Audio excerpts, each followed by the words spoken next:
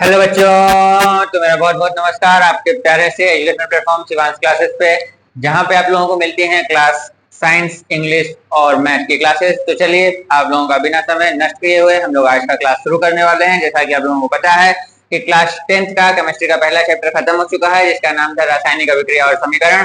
अगर आप लोगों ने वो वीडियो नहीं देखी है तो सबसे पहले जाइए, उसको देख के तब यहाँ पे आइए। आज हम लोग बात करने वाले हैं चैप्टर नंबर 2 की, जिसका नाम है अम्ल, क्षार और लवण। सबसे पहले हम लोग अम्ल, क्षारक और लवण का बात करेंगे और देखेंगे कि इस चैप्टर में कौन कौन सा टॉपिक हम लोग को पढ़ना है। उसके बारे में आज हम लोग कुछ डिस्कस करेंगे और 2-4 टॉपिक आज पढ़ाएंगे और उसके बाद नेक्स्ट लेक्चर आप लोगों का धीरे धीरे अपलोड होता रहेगा। तो आप लोग बढ़िया से पढ़िए। चलिए तो शुरू करते हैं बिना किसी देरी के। लेसन नंबर 2, क्लास 10, अम्ल, क्षार एवं लवण, एसिड, बेस एंड साल्ट हम लोग को पढ़ना है। इसमें हम लोगों को देखें यहाँ पे कुल लगभग 25 टॉपिक लिखा हुआ है। अगर कुछ छोटा होगा तो कमेंट कर दीजिएगा, वो आप लोगों को पढ़ा दिया जाएगा। अब इस टॉपिक के अंदर भी बहुत सारा चीज हम लोग को देखना है, तो चैप्टर थोड़ा लंबा होगा और पहले चैप्टर से थोड़ा सा और ज्यादा इंटरेस्टिंग और डीप में जाएंगे। तो देखते हैं। सबसे पहले हम लोग अम्ल के बारे में पढ़ेंगे इसमें, ठीक है। एसिड के बारे में पढ़ेंगे, फिर अम्ल की क्षारकता पढ़ेंगे, यानी एसिड का कितना मतलब कैसे बेसिडिटी हो सकता है, कितना बेसिक हो सकता है। अम्ल के प्रकार पढ़ेंगे, टाइप ऑफ एसिड पढ़ेंगे। अम्ल का भौतिक गुण पढ़ेंगे, यानी एसिड का फिजिकल प्रॉपर्टी के बारे में।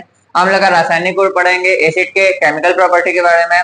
अम्ल का उपयोग, यूज ऑफ एसिड पढ़ेंगे। क्षारक यानी बेस के बारे में पढ़ेंगे। क्षारक की अम्लीयता, यानी कोई भी जो बेस होता है वो कितना एसिडिटी हो सकता है उसमें या फिर कैसे हो सकता है, उसके बारे में पढ़ना है। क्षारक के प्रकार यानी टाइप ऑफ बेसिस पढ़ेंगे हम लोग। क्षारक का भौतिक गुण, प्रॉपर्टी ऑफ नहीं, क्षारक का भौतिक गुण यानी बेस का फिजिकल प्रॉपर्टी के बारे में हम लोग पढ़ेंगे। क्षारक का रासायनिक गुण, बेस का केमिकल प्रॉपर्टी के बारे में पढ़ेंगे। क्षारक व अम्ल का क्रिया, यानी इस अभिक्रिया को हम लोग उदासीनीकरण अभिक्रिया के नाम से भी जानते हैं या फिर इंग्लिश में इसको न्यूट्रलाइजेशन रिएक्शन के नाम से जानते हैं।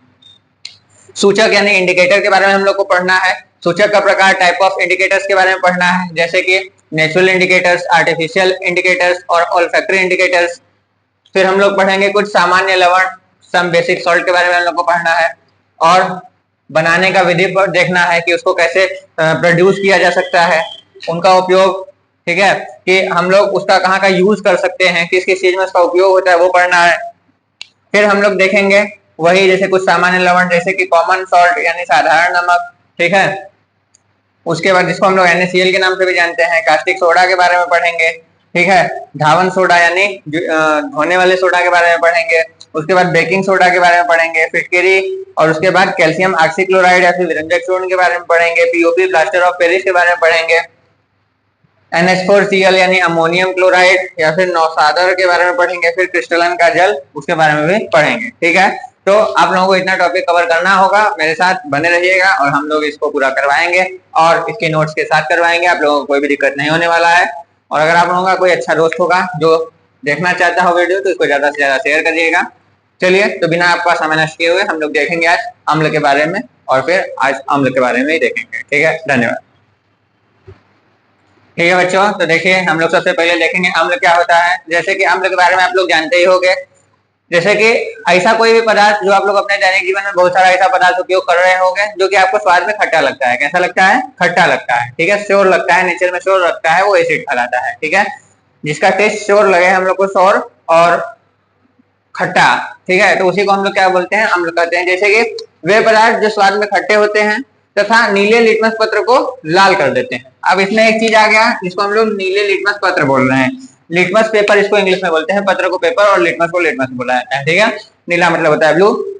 तो अब देखिए, ऐसा पदार्थ जो स्वाद में खट्टा हो और नीले लिटमस पत्र को लाल कर देता है, वो अम्ल कहलाता है। अब लिटमस पत्र क्या है? लिटमस पत्र एक प्रकार का इंडिकेटर है, सूचक है।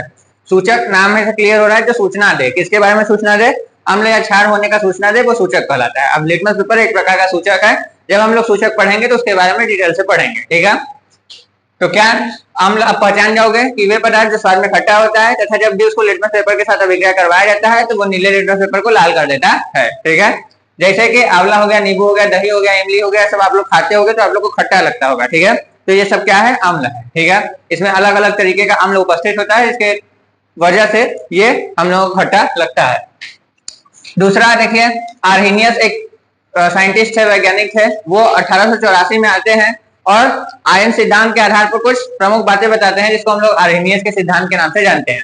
तो ये बोलते क्या है, ये बोलते हैं कि वे पदार्थ जो जल में घुलने पर, जल में यानी लिक्विड सॉल्यूशन में डिसॉल्व होने पर H+ आयन हम लोग को प्रदान करते हैं, वो क्या कहलाते हैं, अम्ल कहलाते हैं। देखिए क्या बोल रहे हैं, आर्हेनियस ने 1884 ईस्वी में आयन सिद्धांत के आधार पर बताया कि वे पदार्थ जो जलीय विलयन में घुलने पर, जलीय विलयन में घुलने नहीं,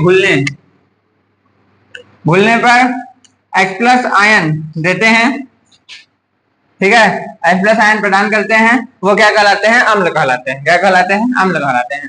पर H+ आयन H2O यानी जल के साथ मिलकर जो H+ आयन रहता है हम लोगों का, वो पानी के साथ जब क्रिया करता है तो वो हाइड्रोनियम आयन का निर्माण करता है, H3O+, ठीक है, आयन का निर्माण करता है। जैसे अम्ल क्या क्या होगा, जैसे हाइड्रोक्लोरिक अम्ल, H2SO4 सल्फ्यूरिक अम्ल और इत्यादि ETC, ठीक है, बहुत सारा अम्ल हम लोग के जीवन में देखने को मिल भी रहा होगा, ठीक है। तो हमको नहीं लगता है कि अम्ल में कोई दिक्कत होगा। अब अम्ल का परिभाषा इस दोनों से निकल के ये आ गया कि वे पदार्थ जो स्वाद में खट्टा होता है, जो नीले लिटमस पत्र को लाल कर देता है तथा जो जलीय विलयन में घुलने पर H+ आयन देता है, वो अम्ल कहलाता है, ठीक है। जैसे नींबू हो गया, इमली हो गया, आंवला हो गया, नाइट्रिक अम्ल हो गया, सल्फ्यूरिक अम्ल हो गया और हाइड्रोक्लोरिक अम्ल हो गया, और भी बहुत सारा अम्ल है, ठीक है। उम्मीद है बच्चों कि आप लोगों को ये समझ में आ गया होगा। समझ में आ गया है तो एक बार आप लोग इसको नोट कर लीजिए, फिर हम लोग थोड़ा आगे चलते हैं, ठीक है। ठीक है बच्चों, तो अब देखो हम लोग देख रहे हैं क्या कि अम्ल की क्षारकता, बेसिडिटी ऑफ एसिड, ठीक है। तो सबसे पहले अम्ल की क्षारकता कहते हैं किसको, उसके लिए हम लोग इसको, इसका परिभाषा, इसका डेफिनेशन एक बार पढ़ते हैं। अम्ल के एक अणु में उपस्थित प्रतिस्थापनशील हाइड्रोजन परमाणु की संख्या अम्ल की क्षारकता कहलाती है। यानी अम्ल के एक अणु में उपस्थित प्रतिस्थापनशील हाइड्रोजन परमाणु का संख्या क्या कहलाता है, अम्ल की क्षारकता या फिर बेसिडिटी ऑफ एसिड। यानी किसी एसिड के एक जो है कि मॉलिक्यूल में कितना हाइड्रोजन डिस्प्लेस हो सकता है, उसका जो नंबर है वही क्या कहलाता है, बेसिडिटी ऑफ एसिड या फिर अम्ल की क्षारकता। जैसे ये एक क्षारकीय अम्ल है, ये भी एक क्षारकीय अम्ल, यहाँ पर द्विक्षारकीय अम्ल और ये त्रिक्षारकीय अम्ल। किसी अम्ल में से कितना हाइड्रोजन आयन प्रतिस्थापित हो सकता है वही क्या कहलाता है, उसका क्षारकता कहलाता है। इसमें से एक हो सकता है, इसलिए एक क्षारकीय, इसमें से भी एक क्षारकीय, इसमें से दो इसलिए द्विक्षारकीय, इसमें से तीन इसलिए त्रिक्षारकीय, ठीक है। एक अम्ल के एक अणु में से जितना जो है कि हाइड्रोजन प्रतिस्थापित हो सकता है वही उसका क्या कहलाता है, बेसिडिटी या फिर अम्ल की क्षारकता। अब देखिए अम्ल का प्रकार, टाइप ऑफ एसिड के बारे में हम लोग को पढ़ना है। तो अम्ल देखिए निम्न प्रकार के हो सकते हैं, जैसे प्रबल अम्ल और दुर्बल अम्ल। प्रबल अम्ल को हम लोग स्ट्रॉन्ग एसिड और दुर्बल अम्ल को वीक एसिड के नाम से जानते हैं। तो अब देखिए प्रबल अम्ल होता क्या है। सबसे पहले हम लोग अम्ल क्या होता है ये तो जानते हैं कि अम्ल वे पदार्थ होते हैं जो स्वाद में खट्टे होते हैं, नीले लिटमस पत्र को लाल कर देते हैं और जलीय विलयन में घुलने पर H+ आयन प्रदान करते हैं, ठीक है। तो प्रबल अम्ल क्या होगा, जो जलीय विलयन में घुलने पर H+ आयन ज्यादा प्रदान करेगा, तो दुर्बल उसका उल्टा हो जाएगा जो कम प्रदान करेगा। देखिए क्या लिखा, प्रबल अम्ल क्या कहलाता है, वे अम्ल जो जलीय विलयन में, कौन सा अम्ल, वे अम्ल जो जलीय विलयन में घुलने पर यानी डिसॉल्व होने पर, जलीय विलयन यानी लिक्विड सॉल्यूशन में, जब एसिड को लिक्विड सॉल्यूशन में घोला जाता है, डिसॉल्व किया जाता है, तो अगर हम लोग को ज्यादा यानी अधिक मात्रा में, ठीक है, अधिक मात्रा में क्या मिलता है, H+ आयन प्रदान होता है, तो वो प्रबल अम्ल कहलाएगा। जैसे कि सल्फ्यूरिक अम्ल और हाइड्रोक्लोरिक अम्ल, ठीक है। दुर्बल अम्ल या फिर वीक एसिड क्या है, वे अम्ल जो जलीय विलयन में घुलने पर कम मात्रा में H+ आयन प्रदान करें, कम मात्रा में क्या प्रदान करें, H+ आयन, वो कहलाते हैं दुर्बल अम्ल। जैसे हाइड्रोजन साइनाइड क्या है, एक प्रकार का दुर्बल अम्ल है, ठीक है बच्चों। आज के लिए इतना ही, एक बार इसको नोट कर लो, ठीक है बच्चों। उम्मीद है कि आप लोग इतना लिख चुके होंगे। आज हम लोग पढ़े क्या, आज हम लोग पढ़े कि अम्ल क्या होता है, उसके बाद हम लोग देखे आर्हेनियस का क्या सिद्धांत है, उसके बाद हम लोग देखे अम्ल की क्षारकता क्या है, उसके बाद देखे अम्ल का प्रकार क्या है, दुर्बल अम्ल प्रबल अम्ल क्या है। आप सभी लोगों को ये समझ में आया होगा, नोट्स के साथ आप लोगों को ये प्रोवाइड किया गया। अगर आप लोगों को ये अच्छा लगा तो इसको ज्यादा से ज्यादा शेयर करिए और अपने दोस्तों से इस चैनल को सब्सक्राइब करिए, अपना ये परिवार और आगे बढ़ाइए। बस हम इतना ही कहना चाहेंगे, और अगर आप लोगों को ये अच्छा लगा तो ये दूसरे लेक्चर में कंटिन्यू करिएगा। धन्यवाद।